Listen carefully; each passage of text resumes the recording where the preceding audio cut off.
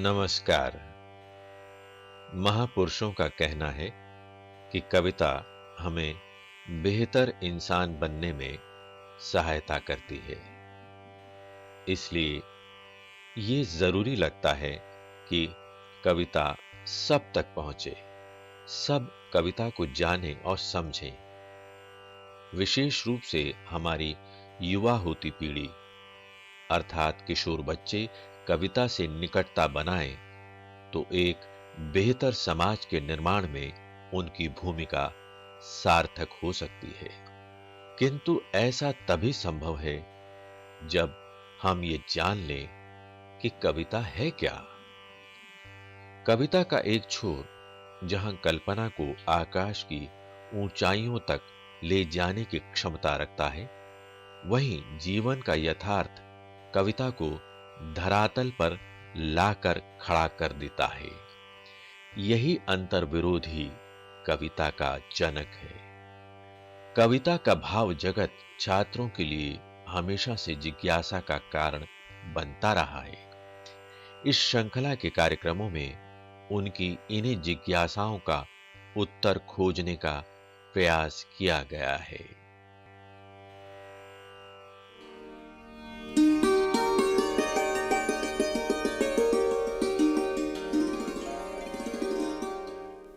साथियों नमस्कार। कवि और कविता श्रृंखला के अंतर्गत आज हम प्रस्तुत कर रहे हैं छायावाद के महत्वपूर्ण कवि जयशंकर प्रसाद और उनकी कविता आत्मकथ्य पर आधारित यह कार्यक्रम। प्रसाद की यह कविता एनसीईआरटी की कक्षा 10 की हिंदी की पाठ्यपुस्तक क्षितिज भाग 2 में संकलित है। कविता से जुड़े महत्वपूर्ण बिंदुओं पर चर्चा के लिए आज हमारे बीच उपस्थित हैं डॉक्टर विवेक निराला। डॉक्टर निराला उत्तर प्रदेश के कौशाम्बी जिले के एक महाविद्यालय में अध्यापन कार्य कर रहे हैं। भाषा साहित्य शिक्षण के प्रबुद्ध विद्वान हैं, स्वयं एक कवि भी हैं। उनसे बातचीत कर रहे हैं डॉक्टर धर्मवीर। डॉक्टर धर्मवीर एक प्रबुद्ध अध्यापक हैं। भाषा शिक्षण में उनकी गहरी रुचि है। आइए देखते हैं उनकी बातचीत। साथियों नमस्कार। कवि और कविता श्रृंखला के अंतर्गत आज हम बात कर रहे हैं महत्वपूर्ण छायावादी कवि जयशंकर प्रसाद और उनकी कविता आत्मकथ्य पर। बातचीत के लिए हम लोगों के बीच उपस्थित हैं डॉक्टर विवेक निराला जी। डॉक्टर विवेक निराला छायावादी काव्य के विशिष्ट अध्येता हैं। डॉक्टर निराला, आपका इस कार्यक्रम में बहुत बहुत स्वागत है। नमस्कार। नमस्कार। डॉक्टर निराला, हम जयशंकर प्रसाद और उनकी कविता आत्मकथ्य पर बातचीत आरंभ करें इससे पहले विद्यार्थियों के लिए उचित होगा कि आप जयशंकर प्रसाद के जीवन का कुछ परिचय विद्यार्थियों के लिए दें। जी डॉक्टर साहब, जयशंकर प्रसाद जी का जन्म काशी में हुआ था। जी। काशी की अपनी साहित्यिक सांस्कृतिक परंपरा रही है। जी। ज्ञान, दर्शन और आध्यात्म की उस परंपरा से परिचित होते हुए प्रसाद जी ने अपने व्यक्तित्व का विकास किया। प्रसाद जी बहुमुखी प्रतिभा के धनी रचनाकार हैं। एक कवि के रूप में तो हम उनसे परिचित हैं ही, इसके अलावा नाटक, एकांकी, उपन्यास और अपने कथा साहित्य में भी प्रसाद जी का अपना विशेष योगदान है। प्रसाद जी छायावाद के उन्नायक हैं। उन्नायक का अर्थ है आरंभकर्ता। जी। तो छायावाद का आरंभ प्रसाद जी ने किया। छायावाद के 4 प्रमुख कवियों में से एक प्रसाद जी ने छायावाद की भावुकता, कोमलता को लेकर के अपनी कविताओं को निर्मित किया है। हम जब उनकी कविताओं पर बात करते हैं तो उनकी इन विशेषताओं पर भी हमें नज़र रखनी होगी। छायावाद का निर्माण कैसे करते हैं, एक तरह से छायावाद को वह अपना सिद्धांत भी देते हैं। सिद्धांतकार के रूप में भी हमें उन्हें याद रखना चाहिए। बहुत सुंदर परिचय आपने कवि जयशंकर प्रसाद और उनके कृतित्व का दिया। निसंदेह है ये परिचय विद्यार्थियों के लिए उपयोगी होगा। जयशंकर प्रसाद की प्रस्तुत कविता का विवेचन और विश्लेषण हम लोग करें, इससे पहले यदि आप आत्मकथ्य कविता का पाठ प्रस्तुत करेंगे तो विद्यार्थियों के लिए बहुत उपयोगी होगा। अवश्य डॉक्टर साहब। ये कविता है आत्मकथ्य। मधुप गुनगुना कर कह जाता, कौन कहानी यह अपनी, मुरझा कर गिर रही पत्तियां, देखो कितनी आज घनी। इस गंभीर अनंत नीलिमा में असंख्य जीवन इतिहास, यह लो करते ही रहते हैं अपना व्यंग मलिन उपहास। तब भी कहते हो कह डालूं दुर्बलता अपनी बीती, तुम सुनकर सुख पाओगे, देखोगे यह गागर रीति। किंतु कहीं ऐसा न हो कि तुम ही खाली करने वाले, अपने को समझो मेरा रस ले अपनी भरने वाले। यह विडंबना अरी सरलते, तेरी हंसी उड़ाऊं मैं, भूलें अपनी या प्रवंचना औरों की दिखलाऊं मैं। उज्ज्वल गाथा कैसे गाऊं मधुर चांदनी रातों की, अरे खिलखिला कर हंसते होने वाली उन बातों की। मिला कहाँ वह सुख जिसका मैं स्वप्न देखकर जाग गया, आलिंगन में आते आते मुस्क्या कर जो भाग गया। जिसके अरुण कपोलों की मतवाली सुंदर छाया में, अनुरागिनी उषा लेती थी निज सुहाग मधुमाया में। उसकी स्मृति पाथेय बनी है थके पथिक की पंथा की, सीवन को उधेड़ कर देखोगे क्यों मेरी कंथा की। छोटे से जीवन की कैसी बड़ी कथाएं आज कहूँ, क्या यह अच्छा नहीं कि औरों की सुनता मैं मौन रहूं। सुनकर क्या तुम भला करोगे मेरी भोली आत्मकथा, अभी समय भी नहीं थकी सोई है मेरी मौन व्यथा। बहुत खूबसूरत डॉक्टर साहब, बहुत अच्छा पाठ आपने इस कविता का किया और कविता के इस वाचन से विद्यार्थी लाभान्वित होंगे। कविता का पाठ करने और कविता को पढ़ने की एक समझ उनमें विकसित होगी। अब हम लोग जयशंकर प्रसाद की इस कविता की क्रमशः यदि व्याख्या करते चलें तो वह विद्यार्थियों की समझ के लिए ज़्यादा उपयोगी होगा, ज़्यादा लाभप्रद होगा। जी डॉक्टर साहब, कविता आरंभ होती है, मधुप गुनगुना कर कह जाता, कौन कहानी यह अपनी, मुरझा कर गिर रही पत्तियां, देखो कितनी आज घनी। इस गंभीर अनंत नीलिमा में असंख्य जीवन इतिहास, यह लो करते ही रहते हैं अपना व्यंग मलिन उपहास। आप देखिए कि कविता में जी कवि कह रहा है कि जो मधुप है जी वह भी गुनगुना कर जैसे अपनी कहानी कह रहा हो, लेकिन यह आवश्यक नहीं है कि मधुप गुनगुना करके अपनी उस आत्मकथा को व्यक्त कर रहा हो जिसकी आकांक्षा आप मुझसे करते हैं। जी मुरझा कर गिर रही पत्तियां, देखो कितनी आज घनी। यह जीवन वृक्ष की पत्तियां यह गिर रही हैं, यह इतिहास होता जा रहा है। और इस तरह इस अनंत नीलिमा में, इस अनंत आकाश के नीचे जितने भी प्राणी हैं, जो भी सृष्टि है, जी सबके जीवन का अपना अपना इतिहास है। यह लो करते ही रहते हैं अपना व्यंग मलिन उपहास। जी इस प्रकार अपनी कथा कह कर के यह सब उस अपने जीवन का एक तरह से उपहास करते हैं। अपनी कथा को सबके सामने रखकर यह उपहास ही है, अपना ही मजाक उड़वाना है। जी तब भी कहते हो कह डालूं दुर्बलता अपनी बीती, तुम सुनकर सुख पाओगे, देखो यह सागर रीति। तब भी तुम मुझसे चाहते हो कि मैं अपनी कथा सब कह डालूं, लेकिन तुम्हें सुख नहीं मिलेगा, क्योंकि अंततः तुम्हें यह खाली गागर ही मिलेगी।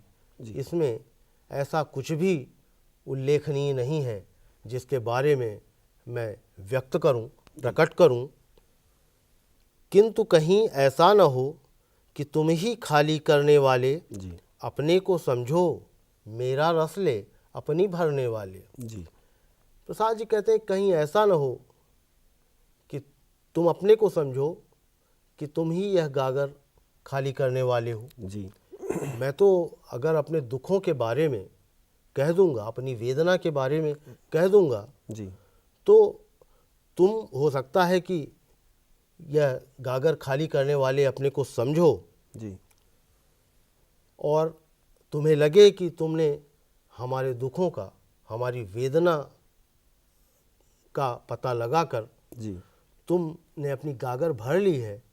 लेकिन एक गहरा व्यंग भी प्रसाद जी करते हैं बहुत कोमलता से कि कहीं उन लोगों में तुम भी तो शामिल नहीं हो जिन लोगों ने मेरी इस जीवन व्यथा की गगरी को खाली किया हुआ है, खाली किया हुआ और तुम्हें सुख मिलेगा भला, है। जी क्यों तुम अपनी गागर तो भर लोगे जी। मेरे दुखों की कथा सुन करके, लेकिन यह गागर रीति है, खाली है। खाली ही है।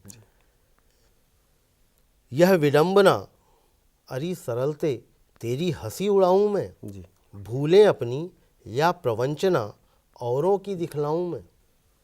यह जो मेरा सरल स्वभाव है, जी इसकी हंसी मैं कैसे उड़वा दूं, इसका कैसे मजाक उड़वाऊं, क्योंकि यह तो छल होगा।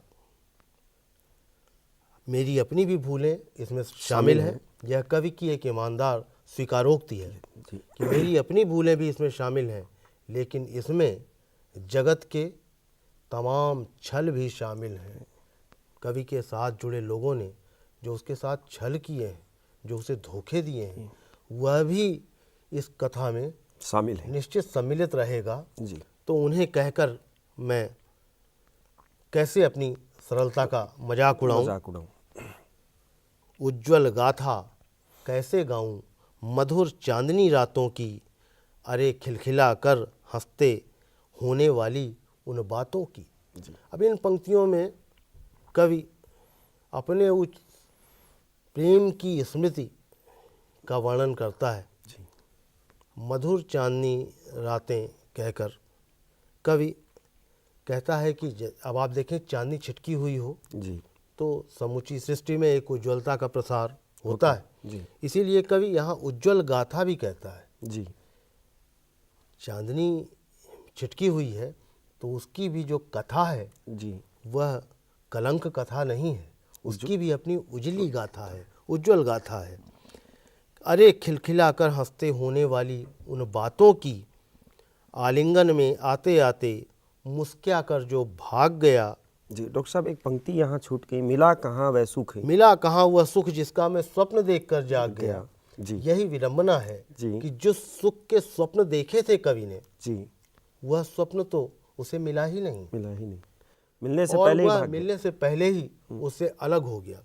बहुत सुंदर पंक्तियां हैं ये कवि की, जी और इन पंक्तियों को पढ़ते हुए जी मध्यकालीन कवि देव का वह छंद याद आता है। जी झहरी झहरी झीनी बूंदी है परती, जी जी जी घहरी घहरी घटा घेरी है गगन में। जी उसमें अंतिम पंक्तियों में कवि कहता है कि चाह्यो उठबेई को उठना ही चाहा, जी सो उठ गई निगोड़ी नींद, नींद उठ गई, जी और मेरे भाग्य उसी जागने में सो गए। सो गए। बहुत सुंदर। आँख खोली देखी तो न घन है न घन श्याम, जी वही बूंदें छाई हैं आंसू हुए दृगनि में। जी को कहते हैं कि वह जो स्वप्न था जी वह स्वप्न तो टूट गया, और ऐसा लगा कि उस स्वप्न के साथ मेरे भाग्य भी सो गए। जी जी जी और आँख खोल करके देखा तो वह सुख, जी जिस सुख के स्वप्न देख रहे थे, जी वह प्रिय के स्वप्न जी वह तो नहीं ही है। और जो स्वप्न में जो घटा घिरी हुई थी, जी लगता है कि जैसे उसकी बूंदें वह आँखों में छलछला आई हैं, वही आँखों में छाई हुई हैं। बहुत सुंदर तुलना की डॉक्टर साहब आपने। लगभग वैसा ही भाव जी। इन पंक्तियों में मिलता है जी जब कवि कहता है कि आलिंगन में आते आते मुस्किया कर जो भाग गया। जी छायावादी कवियों की एक विशेषता भी यहाँ है जी कि वह अपनी व्यथा कथा को व्यक्त करना नहीं चाहते। जी एक गोपन, एक पर्दादारी लगातार उनमें बनी रहती है। जी और आप देखिए कि निराला के यहाँ जो छायावाद के कवि हैं, प्रसाद के समकालीन कवि हैं, जी वो कहते हैं कि दुख ही जीवन की कथा रही, क्या कहूँ आज जो नहीं कही। तो अपने दुख की कथा, अपने इस दुखी जीवन की कथा को जी वह व्यक्त नहीं करना चाहता। वो कहते हैं कि क्या कहूँ। जी दरअसल इस क्या कहूँ में ही सब कुछ कह रहा सब कुछ कह रहे हैं। है। जी जी वैसे ही प्रसाद जी यहाँ कहते हैं कि जिसके अरुण कपोलों की मतवाली सुंदर छाया में अनुरागिनी उषा लेती थी निज सुहाग मधुमाया में। जी यह छायावाद की शब्दावली का अद्भुत उदाहरण है जी कि अरुण कपोल, जी इन गालों की तुलना गुलाबी रंग से की जाती है। जी तो यह जो गालों की लालिमा है, जी जैसे इसी लालिमा की छाया, वह अनुराग का रंग भी लाल है, प्रेम का रंग भी लाल है। जी जी तो वह लालिमा उषा यानी भोर, भोर सुबह की जो लालिमा है, वह भी जैसे इन गुलाबी गालों की लालिमा को ले लेती है। जी और सुहाग यानी सौभाग्य, जी मधु छाया यानी उसी प्रेम की छाया, जी उसकी स्मृति पाथेय बनी है, थके पथिक की पंथा की, सीवन को उधेड़ कर देखो ये क्यों मेरी कंथा की। जी जी वह जो स्मृति है, जी वह जो यादें हैं, जी कवि कहता है कि यही मेरे जीवन का संबल है। जी उन स्मृतियों के सहारे ही जैसे कवि अपने जीवन को जीता चला जा रहा है। जी जी यहाँ डॉक्टर साहब, स्मृतियों को पाथेय मानने से क्या अभिप्राय है? स्मृतियों को पाथेय का अर्थ है पथ पर जाने वाले के लिए आश्रय, जी संबल। जी जी अब पथ पर जो जाता है, जिसको लंबी यात्राएं करनी होती हैं, जी वो अपने साथ कुछ खाद्य सामग्री भी रखता है, खाने पीने का सामान भी रखता है, जी कुछ धन भी रखता है। जी और इसी को कवि कहता है कि मैं जो पथिक हूँ, यह जीवन के पथ में जी तुम्हारी स्मृतियाँ ही मेरे लिए पाथेय हैं, यानी मेरी इस जीवन यात्रा के संबल के रूप में वे ही सुखद स्मृतियाँ हैं जिन्हें कवि गोपन रखना चाहता है। जी कहता है कवि कि सीवन को उधेड़ कर देखोगे क्यों मेरी कंथा की। जी कंथा, यह शब्द आता है, कंथा कहते हैं गुदड़ी को। जी तो ये बनारस का शब्द है क्या सर? बनारसी शब्द है, कोई वहाँ का देशज शब्द है? हाँ, जी देशी शब्द है। उस देशी शब्द तो गुदड़ी है दरअसल। जी। कंथा तो फिर भी तात्समिक कर देते हैं जी। प्रसाद जी। पुराने कपड़ों को सिलकर गुदड़ी बनाई जाती है। और यह स्मृतियाँ जो विगत की स्मृतियाँ हैं, जो पुरानी यादें हैं, जी इन्हीं से उन स्मृतियों की गुदड़ी गुथी हुई है। जी। तो कहते हैं कि इसकी सीलन को उधेड़ करके क्यों तुम इन्हें बिखरा देना चाहते हो। छोटे से जीवन की कैसे बड़ी कथाएं आज कहूँ, क्या यह अच्छा नहीं कि औरों की सुनता मैं मौन रहूं। देखिए, मनुष्य का जीवन तो बहुत छोटा सा है, जी और इसी छोटे से जीवन में ही मनुष्य की सारी बड़ी कथाएं कही गई। सारे महाकाव्य, सारे बड़े उपन्यास अंततः इस मनुष्य के जीवन से ही तो रचे गए हैं। तो इसलिए कवि कहता है कि छोटे से जीवन, एक और तो जीवन की क्षणभंगुरता, इस देह की नश्वरता, इसकी ओर कवि संकेत करता है, और दूसरी ओर कहता है कि इस मनुष्य के छोटे से जीवन की बड़ी कथाएं मैं कैसे कह दूं, और क्या मेरे लिए यही अच्छा नहीं होगा कि मैं भी दूसरे लोगों की तरह दूसरी कथाएं सुनता रहूं, औरों की कथा सुनता रहूं, और अपने बारे में मैं मौन ही रहूं। वह जो मेरी व्यथा, मेरे दुख जो सोए हुए हैं, उन्हें वैसा ही सोता रहने दूं, उन्हें जगाऊं ना। अंतिम पंक्तियों में प्रसाद कहते हैं कि सुनकर क्या तुम भला करोगे मेरी भोली आत्मकथा, अभी समय भी नहीं थकी सोई है मेरी मौन व्यथा। जिसे मैंने व्यक्त किया कि वो कहते हैं कि तुम भला मेरी कथा सुन करके क्या करोगे, उसमें ऐसा कुछ भी उल्लेखनीय नहीं है। जो दुख है, जो स्मृतियां हैं, वे मेरी नितांत निजी स्मृतियां हैं, और वह सो रही हैं जो व्यथाएं, उन्हें क्यों व्यर्थ जगाते हो। मुहावरे में कहें कि जख्म क्यों कुरेदते हो। तो इस तरह कवि अपने दुखों का वर्णन करने से बचता है। बहुत सुंदर डॉक्टर साहब, बहुत अच्छी व्याख्या आपने विद्यार्थियों के लिए की। विद्यार्थियों के लिए व्याख्या उपादेय और फायदेमंद होगी। विद्यार्थी इससे कविता को सीखने में रुचि विकसित करेंगे।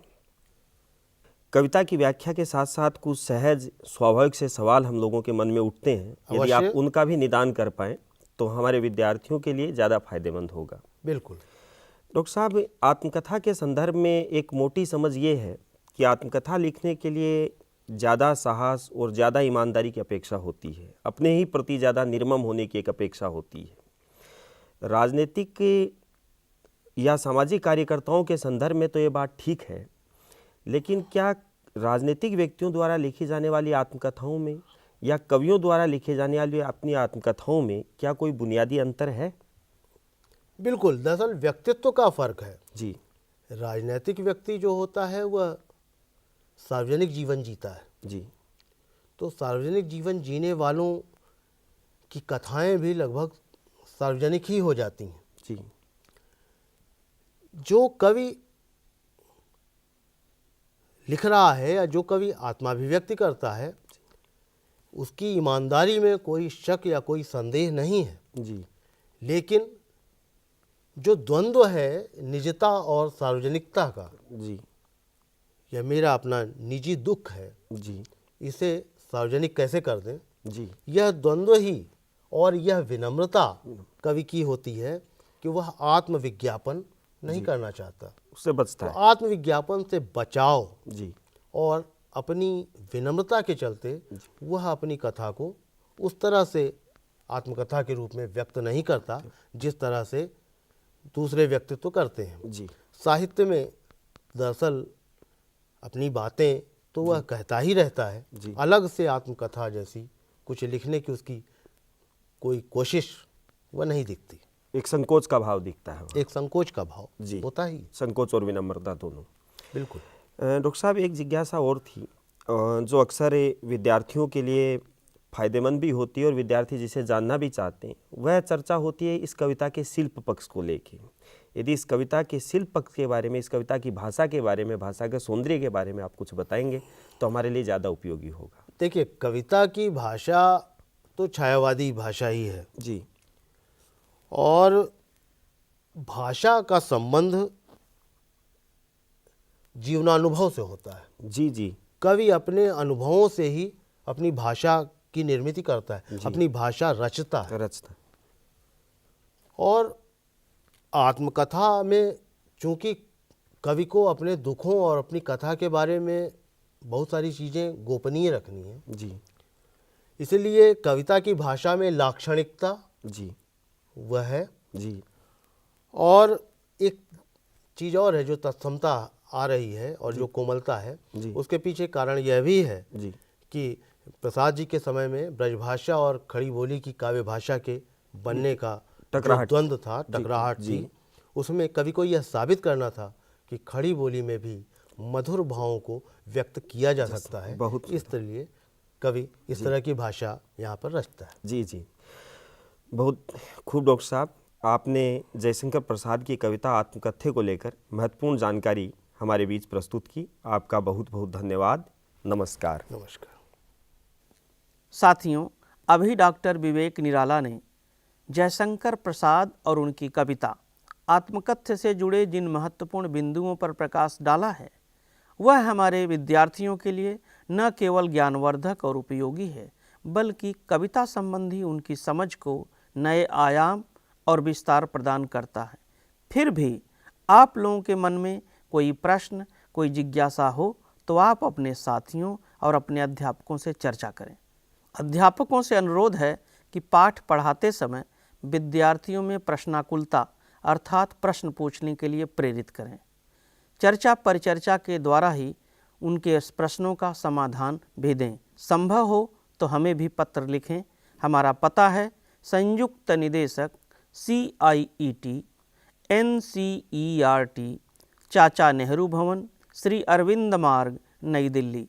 हमारा पिन कोड है 110016।